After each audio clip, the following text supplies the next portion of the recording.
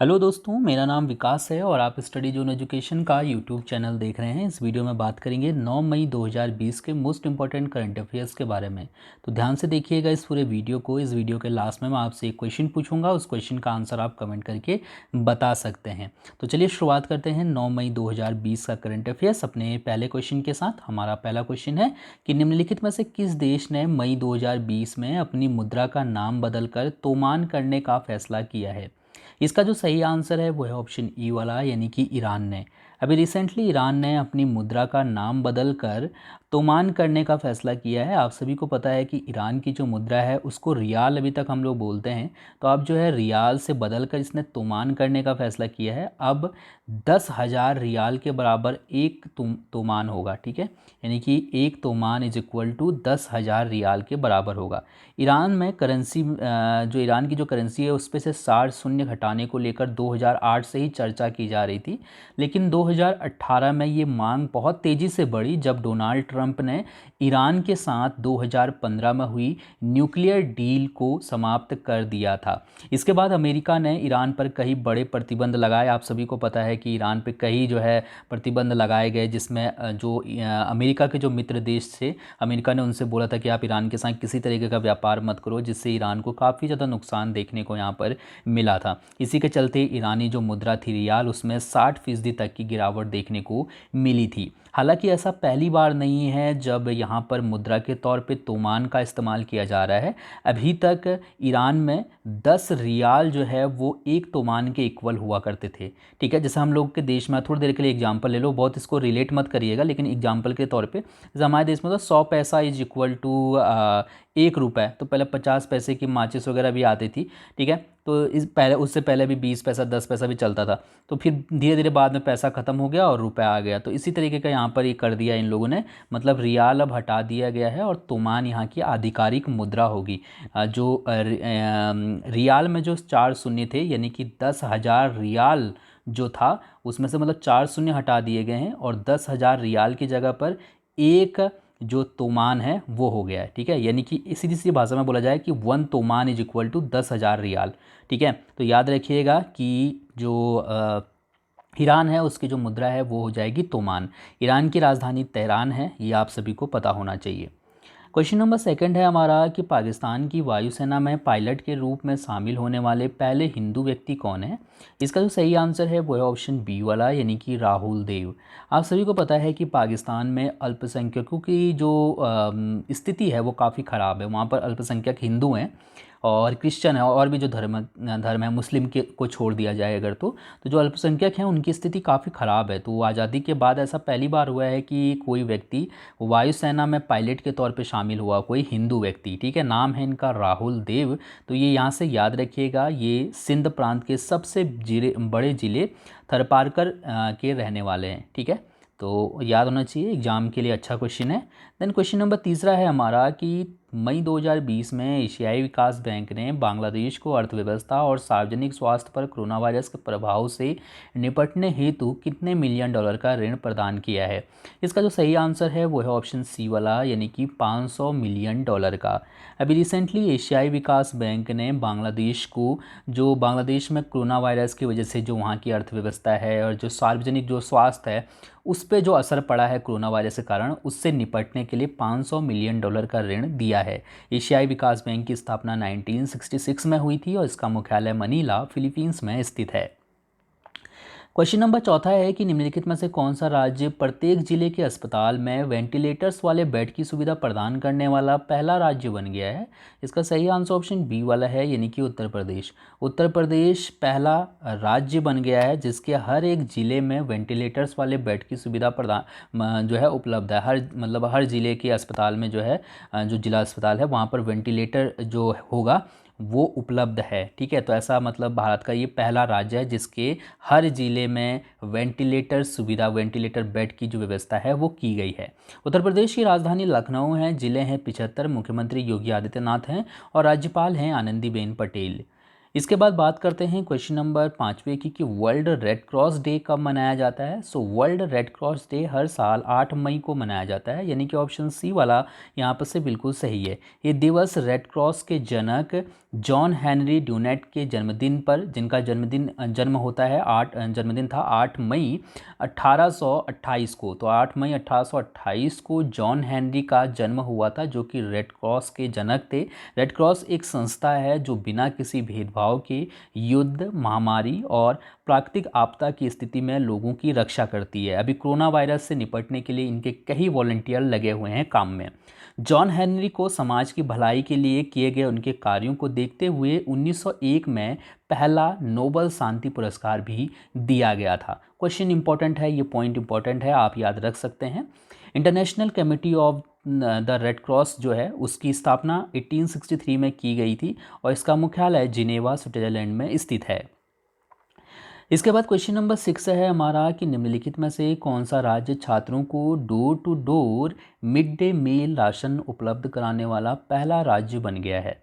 इसका जो सही आंसर है वो है ऑप्शन बी वाला, यानी कि मध्य प्रदेश। मध्य प्रदेश छात्रों को door to door mid day meal ration उपलब्ध कराने वाला पहला राज्य बन गया है। आपकी जानकारी के लिए बता दूं कि मध्य प्रदेश सरकार ने कोरोना संक्रमण में जो स्कूली बच्चे हैं, क्योंकि काफ़ी टाइम से स्कूल बंद है, जिसको देखते हुए जो मिड डे मील छात्रों को दिया जाता है, जो दोपहर का खाना दिया जाता है प्राथमिक और माध्यमिक स्कूलों में, उसका पैसा 66,87,27,000 विद्यार्थियों के अभिभावकों के बैंक खाते में ट्रांसफ़र किया गया है, जो कि लगभग 117 करोड़ रुपए की राशि होती है। तो इतना पैसा जो है मतलब ट्रांसफ़र किया गया है बच्चों के अभिभावकों के खाते में।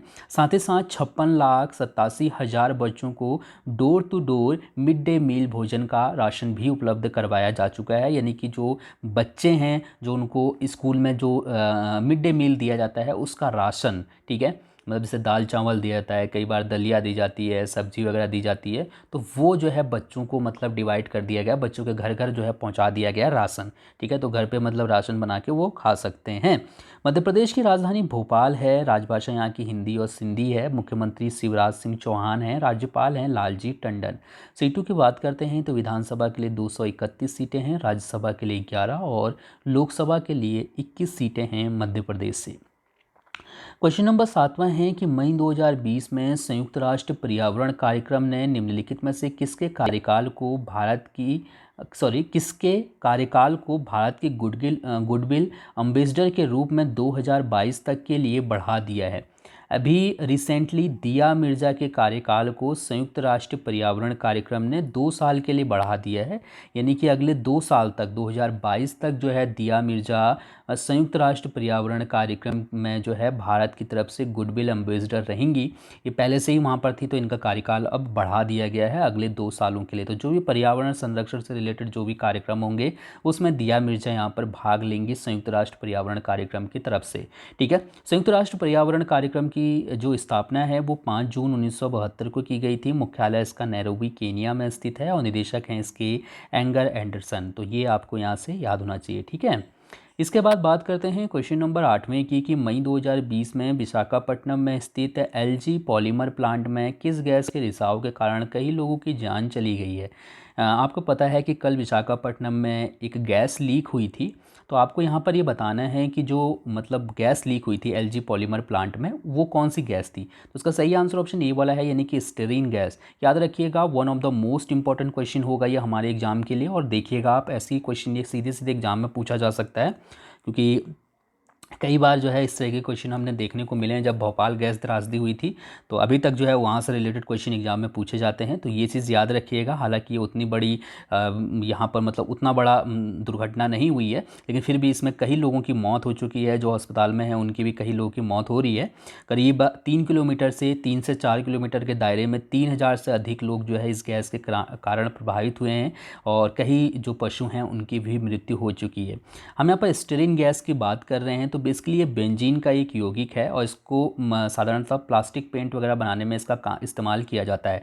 इस गैस के कारण छाती में दर्द, सांस लेने में दिक्कत हो जाती है, और जब हमें सांस लेने में दिक्कत हो जाती है तो कई बार जो है कुछ लोगों की मृत्यु भी हो जाती है, जैसा कि यहाँ पर देखने को मिला है विशाखापट्टनम में, ठीक है। आंध्र प्रदेश में है विशाखापट्टनम, राजधानी अमरावती हैदराबाद है। मैं आपको कई बार ये बता चुका हूँ, डिटेल में समझा भी चुका हूँ। जिले 13 हैं। मुख्यमंत्री वाई एस जगनमोहन रेड्डी हैं। राज्यपाल विश्वभूषण हरिचंदन है। इसके बाद हम लोग बात करते हैं क्वेश्चन नंबर 9 की, कि मई 2020 में भारत सरकार ने विदेशों में फंसे भारतीयों को वापस लाने के लिए किस अभियान की शुरुआत की है। तो इसका सही आंसर है ऑप्शन बी वाला, यानी कि वंदे भारत मिशन। अभी रिसेंटली भारत सरकार ने विदेशों में फंसे भारतीयों को वापस लाने के लिए एक अभियान चलाया है। अभियान का नाम वंदे भारत मिशन है। वैसे थोड़ा सा देखा जाए तो ये दुर्भाग्यपूर्ण बात है, क्योंकि हम लोग जो लोग विदेशों में फंसे हुए हैं उनको लाने के लिए फ़्लाइट भेज रहे हैं, शिप भेज रहे हैं, लेकिन जो हमारे देश में हैं उनके लिए हमारे पास कुछ भी नहीं है। वो पैदल पैदल अपने घर जा रहे हैं। तो सरकार के लिए ये बहुत शर्म की बात होनी चाहिए। ऐसा नहीं है कि जो विदेश में फंसे लोग हैं उनको ना लाया जाए, निश्चित तौर पे उनको अपने देश आने का पूरा पूरा हक है। लेकिन जो देश में फंसे हुए हैं, जो गरीब लोग हैं, मज़दूर हैं, जो उनके लिए सरकार की तरफ से जिस तरीके का काम किया जा रहा है, मुझे थोड़ा सा कुछ चीज़ों में लगता है कि ये बहुत गलत चीज़ है। आपने देखा होगा कि जो रेल दुर्घटना हुई उसमें कई लोग मारे गए। अगर उनके लिए अच्छी व्यवस्था होती, अगर उनको ट्रेन से घर भेजने की व्यवस्था होती, बस से घर भेजने की व्यवस्था होती, तो शायद वो वहाँ पर उन इतनी बड़ी दुर्घटना नहीं होती, ठीक है, जो कि हुई है महाराष्ट्र में। लेकिन यहाँ पर कई लोग इस चीज़ के बारे में बोलेंगे कि धीरे धीरे व्यवस्था की जा रही है, लेकिन धीरे धीरे व्यवस्था करने का मतलब ये नहीं होता है। गवर्नमेंट जिस तरीके से काम कर रही है, मुझे लगता है ऑलरेडी बहुत ज़्यादा ये धीरे धीरे हो रहा है। ये काफ़ी 2-3 महीने से ये केस चलते जा रहे हैं, चलते जा रहे हैं। जब मज़दूरों को पहले ही घर भेज भेज दिया जाता तो शायद इस तरीके की दुर्घटनाएँ नहीं होती हैं, ठीक है। लेकिन यहाँ पर याद रखिएगा कि भारत विदेशों से में जो लोग फंसे हैं उनके लिए भारत सरकार की तरफ से ये जो है अभियान शुरू किया गया है, ठीक है। बाकी जो मैंने आपको चीज़ें बताई हैं उन चीज़ों को आप समझ सकते हैं। कई बार कई लोग आप में से गवर्नमेंट के बिल्कुल एकदम पक्ष में होते हैं, आंख बंद करके और गाली गलौज वगैरह कमेंट में लिखते हैं, उससे फ़र्क नहीं पड़ता। लेकिन हकीकत यही है कि आपको, अगर आपके आसपास कोई ऐसे लोग हैं जो ज़रूरतमंद लोग हैं, तो आपको उनकी मदद करनी चाहिए। मैं आपसे ये रिक्वेस्ट करता हूँ कि कम से कम अगर आपके आसपास कोई ऐसे लोग हैं तो निश्चित तौर पे आप लोग अगर कर सकते हैं तो उन लोग की ज़रूर मदद करें। चलिए क्वेश्चन नंबर 10वां देखते हैं कि निम्नलिखित में से किस राज्य ने कर्मचारियों की रिटायरमेंट की आयु को 58 वर्ष से बढ़ाकर 59 वर्ष कर दिया है। सो इसका सही आंसर ऑप्शन बी वाला है, यानी कि तमिलनाडु में। तमिलनाडु सरकार में जो भी मतलब राज्य कर्मचारी हैं उनकी जो रिटायरमेंट की आयु थी अभी तक वो 58 वर्ष थी, अब इसको बढ़ाकर 59 वर्ष कर दिया है तमिलनाडु सरकार ने। इसके बाद बात करते हैं क्वेश्चन नंबर 11वें की, कि विश्व थैलेसीमिया दिवस कब मनाया जाता है। इसका सही आंसर ऑप्शन सी वाला है, यानी कि 8 मई को। विश्व थैलेसीमिया दिवस हर साल 8 मई को मनाया जाता है। क्या होता है ये थैलेसीमिया? तो ये एक अनुवांशिक रोग होता है जो कि मनुष्य के रक्त को प्रभावित करता है। बेसिकली ये जो रोग है ये जेनेटिक होता है, जैसे कि यहाँ पर मैंने लिखा हुआ है। तो ये एक मतलब एक व्यक्ति से दूसरे, मतलब बाप से बेटे में या फिर माँ से बेटे में, मतलब इस तरीके का जो है जेनेटिक तरीके से बढ़ता रहता है, बढ़ता रहता है। और जिस भी व्यक्ति को ये रोग हो जाता है थैलेसीमिया, उसके शरीर में हीमोग्लोबिन में गड़बड़ी आ जाती है, जिससे लाल रक्त कण नहीं बन पाते हैं और शरीर में खून की कमी होने लगती है। यदि मरीज़ को ये काफ़ी बड़े लेवल पे हो जाता है थैलेसीमिया, तो उसके कारण 20 से 25 साल में उसके शरीर में इतनी समस्याएं आने लगती हैं कि अंततः उसकी मृत्यु हो जाती है, ठीक है। तो ये जो बीमारी है इससे कैसे निपटा जाए, लोग को कैसे जागरूक किया जाए, उन्हीं सब चीज़ों के बारे में समझाने के लिए 8 मई को विश्व थैलेसीमिया दिवस मनाया जाता है।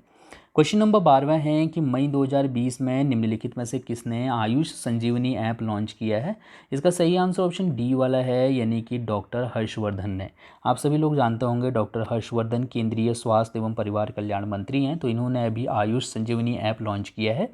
आयुष संजीवनी मोबाइल ऐप से लोगों के बीच आयुष से संबंधित सिफारिशों और कदमों की स्वीकार्यता और उपयोग के बीच ही कोविड-19 के उन्मूलन में इनके प्रभाव से जुड़ी जानकारियां जुटाने में सहायता मिलेगी। तो आयुष मंत्रालय की तरफ से कोविड-19 से रिलेटेड जो भी योजनाएं चलाई जा रही हैं, जो प्रयास किए जा रहे हैं, उनके बारे में जो है जानकारी जुटाने के लिए इस ऐप का इस्तेमाल किया जाएगा, ठीक है। इस ऐप को केंद्रीय स्वास्थ्य एवं परिवार कल्याण मंत्री डॉक्टर हर्षवर्धन ने लॉन्च किया है। अब बात करते हैं दोस्तों आपके लिए कल के क्वेश्चन की। कल के वीडियो में मैंने आपसे क्वेश्चन पूछा था जिसमें आपको ये बताना था कि निम्नलिखित में से किस सोशल मीडिया प्लेटफॉर्म ने मई 2020 में आई फॉर इंडिया अभियान शुरू किया है। तो इसका जो सही आंसर था वो था ऑप्शन डी वाला, यानी कि फेसबुक ने आई फॉर इंडिया नामक अभियान शुरू किया है। और बेसिकली आप में से काफ़ी लोगों ने टिकटॉक भी आंसर दिया था, लेकिन इसका आंसर फेसबुक है। आज एक क्वेश्चन ऐसी सोशल मीडिया से रिलेटेड मैं आपके लिए दे रहा हूँ। इस क्वेश्चन का आंसर आप कमेंट करके बताइएगा। आपके लिए क्वेश्चन है कि निम्नलिखित में से किस सोशल मीडिया ऐप ने मई 2020 में मत कर फॉरवर्ड नामक अभियान लॉन्च किया है?